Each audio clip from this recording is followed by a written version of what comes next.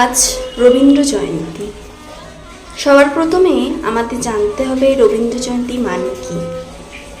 রবীন্দ্র জয়ন্তী বা 25শে বৈশাখ বাঙালি জাতির একটি অন্যতম গুরুত্বপূর্ণ সাংস্কৃতিক উৎসব। বাংলা পঞ্জিকা অনুসারে প্রতি বছর বৈশাখ মাসের 25 তারিখে রবীন্দ্রনাথ ঠাকুরের জন্মজয়ন্তী উপলক্ষে এই উৎসব পালিত হয়।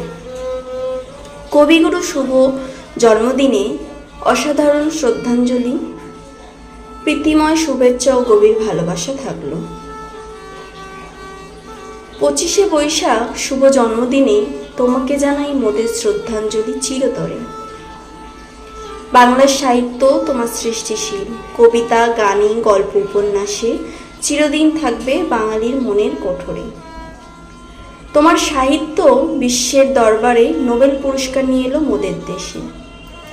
বাংলাদেশের জাতীয় হলো তোমার গানে বাংলা সাহিত্যের উজ্জ্বল তারা হয়ে বিশ্বের দরবারে আলোকিত করেছো। এভাবে বাঙালি সমাজ থাকবে যতদিন এ জগতে, তোমার সাহিত্য থাকবে ততদিন বাঙালির মনে। আমি আজকে রবীন্দ্র জয়ন্তী উপলক্ষে একটা কবিতা বলবো তোমাদের।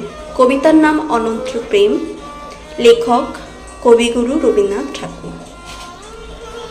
তোমারেই যেন ভালোবাসিয়াছি শত রূপে শতবার, জনমে জনমে যুগে যুগে অনিবার। চিরকাল ধরে মুগ্ধ হৃদয় গাতিয়াছে গীতহার, কত রূপ ধরে পড়েছে গলায়, নিয়েছ সে উপহার।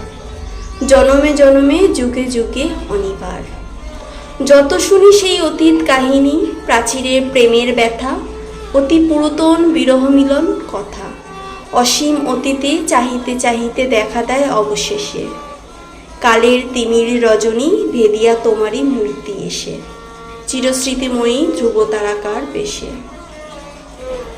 আমরা দুজনে ভাসিয়া এসেছি যুগল প্রেমের স্রোতে, অনাদিকালের হৃদয় উৎস হতে।